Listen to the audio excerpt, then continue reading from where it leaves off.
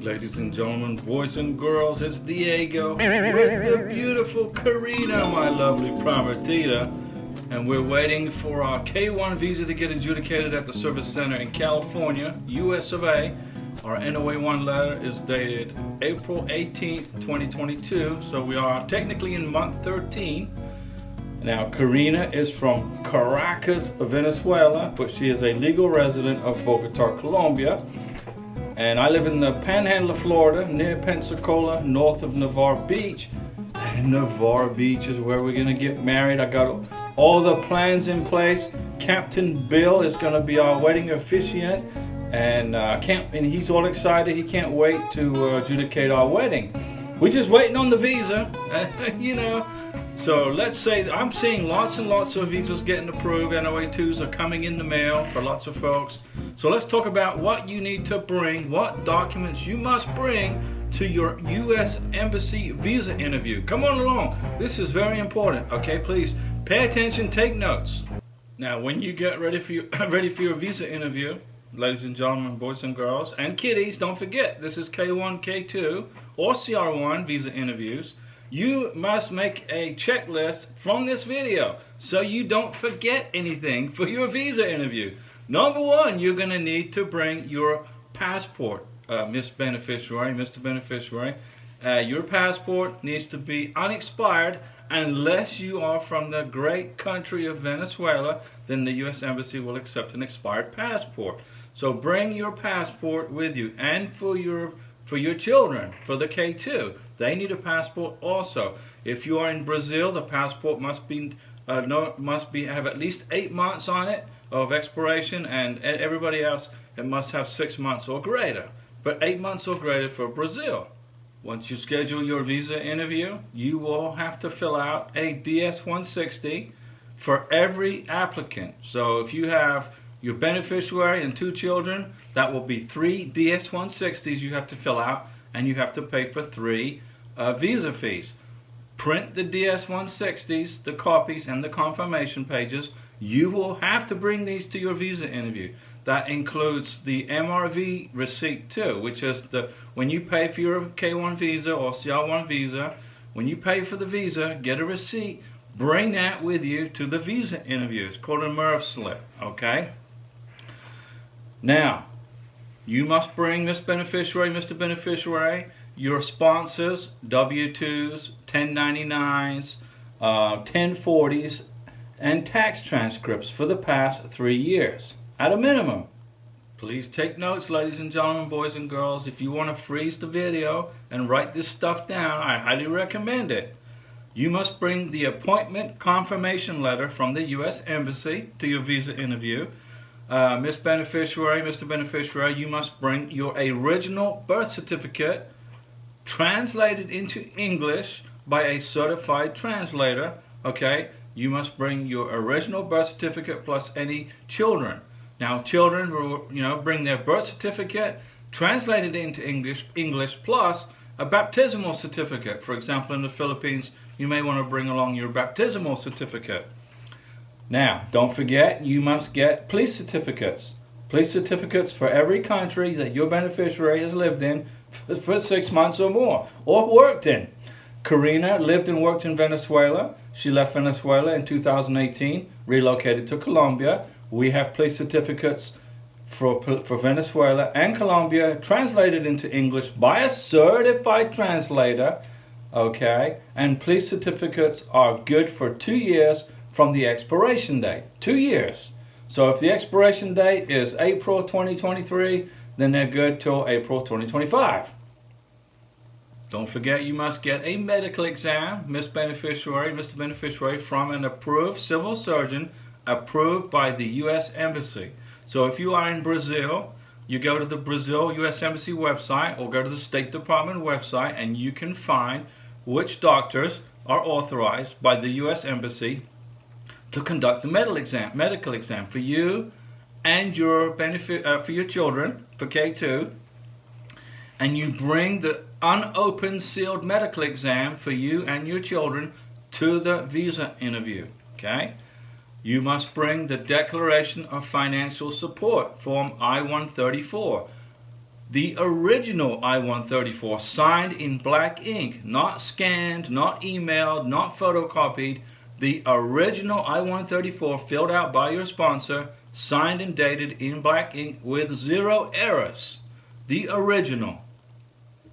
When you start to process your DS-160, you're going to have to upload a passport style photo and attach it to the DS-160.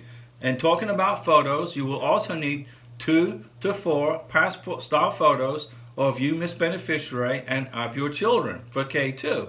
Okay, so 2 to 4, bring 4, max, bring 4 just in case they need more. And you're going to also need passport photos for the doctor for the medical exam. Okay, get a CENOMA or certificate of no marriage, especially for folks who live in the Philippines. Okay, get your certificate of no marriage. I recommend it. Or if you like, you live in Latin America and Central America, get the Carta de Soltad. Oh, my Spanish is terrible. It's a letter of singleness. I recommend you get that, okay? And bring proof of your relationship with your sponsor. Your photo albums together. Bring if you've been together 3 years, you should have 3 years worth of pictures together, and each photo should be dated. Write the location of where the picture was taken and who's in the picture. At least 3 years worth in a photo album. Date. Let's suppose for Karina and I, we'll have pictures and photos from 2021, 2022, 2023. Also bring with you, Miss Beneficiary, Mr. Beneficiary, a copy or the original, if you have it, of the NOA1 letter, Notice of Action 1 letter, and your NOA2 letter, Notice of Action 2 letter. Now, if you have lost your NOA1 letter, okay, not good, but you're not going to crash and burn at the visa interview. But make sure you have your NOA2 letter. When you get your NOA2 letter, your approval I-797 form, do not lose it. Put it in a safe and treat it like gold. It is very important you do not lose that NOA2 letter. It's next to impossible to replace it. Bring the NVC letter. You got a welcome letter from the National Visa Center. Well, congratulations, welcoming you as a future immigrant to the United States. Bring that with you. This is very important. You must get 2 updated letters of intent to get married. Okay? So, Mr. Sponsor, Miss Sponsor, you will write a letter of intent to get married, and you're going to promise to marry your beneficiary within 90 days, that you're both legally free to marry, and you're going to address it to the U.S. Embassy. For example, I wrote when I do this, I'll write a second letter of intent to get married for Karina, addressed to the U.S. Embassy in Bogota. Okay? Make sure you, and then your beneficiary will write her letter of intent to get married in her language of her country, unless she can speak fluent English. Karina wrote her letter of intent to get married first in Spanish. I translated it into English, and then by a certified translator, I paid him. And then she will write a second letter of intent to get married closer to the embassy interview, probably a month before the visa interview. If either of you have been divorced in the past or have an annulment, a marriage annulment, you must bring your sponsor's certified copy of his final or her final divorce decree or decrees. That isn't a photocopy of the final copy of the certified copy. It is the certified copy. So your sponsor needs to go to the courthouse or the government office in his or her hometown and pay the clerk the $20 or whatever it costs. Have them print the divorce decree, 10, 15 pages, whatever. Have them certify it and sign it with a government stamp, usually in purple or color, black, purple, blue. That is what you need to bring to your visa interview. Not a copy of that exact form. And it has to be the final divorce decree, not a magistrate's recommendation. Final divorce decree. Miss Beneficiary, Mr. Beneficiary, bring a copy of a letter from your petitioner, sponsor's employer. Okay? Like I work for a land surveying company, and as they need me, they call me into work. My boss, the president of the company, wrote a letter for me saying that I work for him, and that when he needs me, he calls me. I'm a real estate agent. I printed out a copy of my real estate license. I'm registered in the state of Florida, And I also printed a letter from my broker saying that I worked for my broker. And also in the letter, he put in there that he gave me permission to live in Colombia for 10 months, waiting for this visa process to get adjudicated. It's crazy. I know it's a long time. And this is the kind of evidence that you need, okay? I talked about you know, a lot of stuff here. Freeze the video if you have to and take notes. It's very important you don't forget any of this stuff. If you, Mr. Sponsor, were married in the past and your spouse died, or Miss Beneficiary, if you were married in the past and your spouse died, you need to get a copy of the death certificate, official copy, and then translate it into English if it's in a foreign language, okay?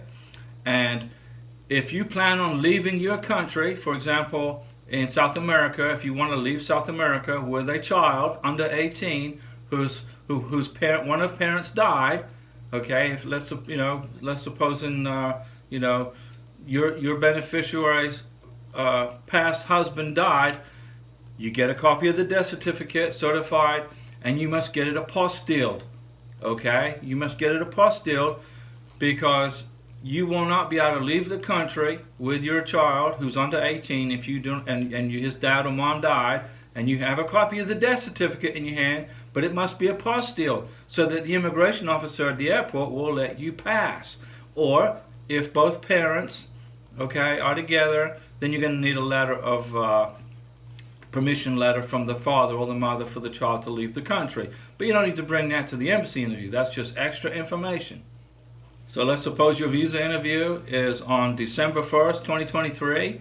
You, Mr. Sponsor, need to get to your beneficiary 12 months worth of bank statements showing deposits into your bank account for the last 12 months, showing how much was deposited in a year and the tally for the current balance for checking and savings.